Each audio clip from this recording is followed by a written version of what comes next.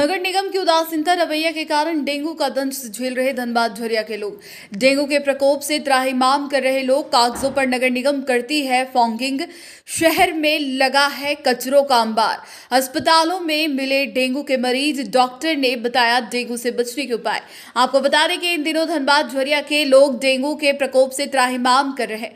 हर घर में मच्छरों का आतंक से लोग आए दिन हो रहे बीमार। वहीं अस्पतालों में कई डेंगू के मरीज भी पाए गए। आपको बता दें कि बरसात के दिनों में अक्सर गड्ढे में जमे बारिश के पानी की पैदावार अधिक संख्या में होती है। ऐसे में नगर निगम को साफ सफाई को लेकर ध्यान देने की जरूरत है। शहर के गली मोहल्ले में फॉगिंग करने की जरूरत है, लेकिन वहीं निगम की ढाक की पात वाली कहावत देखने को मिलता है। नगर निगम पेन पेपर में साफ सफाई से लेकर फॉगिंग की बातें तो करते हैं, लेकिन शहर में कहीं भी फॉगिंग नहीं होती और ना ही साफ सफाई पर ध्यान दिया जाता, जिसका नतीजा है कि बरसात के दिनों में गड्ढे में बरसात के पानी जमा होने से मच्छर की संख्या अधिक होती है, जिससे आम लोगों को घरों में रहना दुश्वार हो जाता।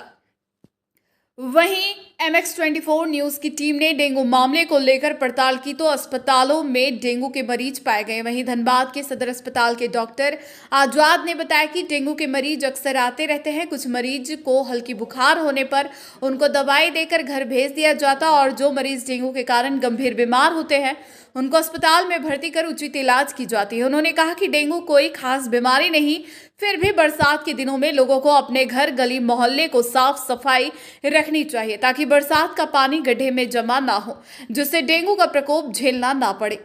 उन्होंने लोगों से अपील करते हुए गली मोहल्ले को साफ सफाई रखने की बातें कही। तो डेंगू तो इटसेल्फ अपने आप में एक बीमारी ही है, इससे और कोई दूसरा बीमारी उत्पन्न होने का नहीं चांस है। तो अपने आप में मच्छर से फैलने वाला एक बीमारी है। डेंगू फैलता कैसे है इसका सवाल है। तो डेंगू जो है वो जहाँ भी ठहरा हुआ पानी है, जैसे कि कूलर में एसी का पानी या घड़े में जमा हुआ पानी या टायर में जमा हुआ पानी, जहाँ भी पानी रुका हुआ है, मच्छर जो है वहाँ अपना अंडा देता है और वहाँ से ही वो डेंगू का जो मच्छर है वो पनपता है। ठीक है, तो या फिर जहाँ साफ़ सफाई नहीं है, हाइजीनिक कंडीशन नहीं है, वहाँ पे है डेंगू का मच्छर। इसके काटने से डेंगू होता है। डेंगू एक वायरल बीमारी है। ये मोस्ट ऑफ द केस में माइल्ड ही रहता है। 90% से ऊपर केस माइल्ड रहता है, मतलब कुछ ज़्यादा कुछ करने की ज़रूरत नहीं होता है। सिम्टोमेटिक फीवर उबर का दवाई या फ्लूइड हल्का फुल्का घर में ही मैनेज कर सकते हैं। बहुत कम परसेंटेज में 5 से 10% लोगों को एडमिट करना पड़ता है, मॉनिटरिंग की ज़रूरत पड़ती है।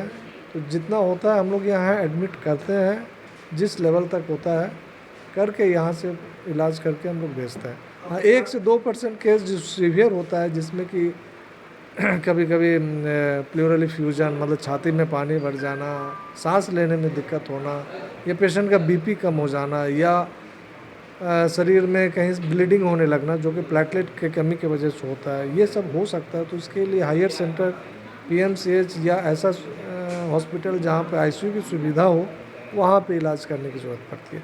Otherwise most of the patient normally हम लोग यहाँ ट्रीट कर लेते हैं। डेंगू का ऑन एन एवरेज मेरे ख्याल से 3-4 पेशेंट तो हम देख रहे हैं।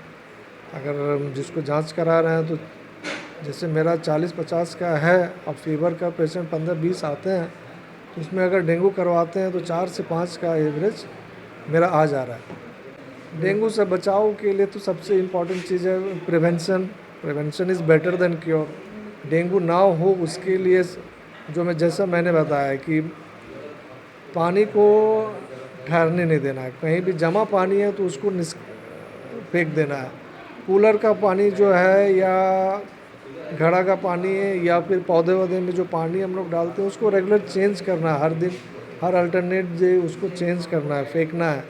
हर दूसरे दिन उसको डिस्कार्ड कर देना है। एक तो पहला ये हो गया। दूसरा है कि मच्छर के काटने से बचाव के लिए कोशिश ये करना चाहिए कि मच्छरदानी का जितना ज़्यादा इस्तेमाल हो, जो कि हम लोग यूजुअली हम लोग गाँव देहात में करते ही हैं। मच्छरदानी का इस्तेमाल किया जाए।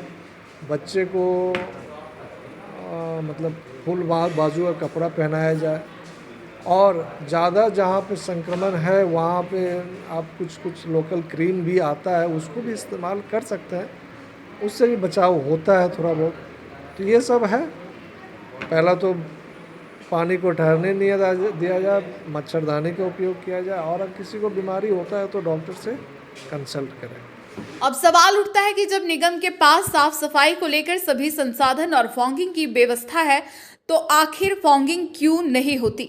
इन्हीं सवाल को लेकर टीम ने जब नगर निगम पहुंचे तो साहब अपने चैम्बर में नहीं थे, जिसके बाद टीम सहायक नगर आयुक्त के पास पहुंचे तो उन्होंने भी अपना पल्ला झाड़ने लगे।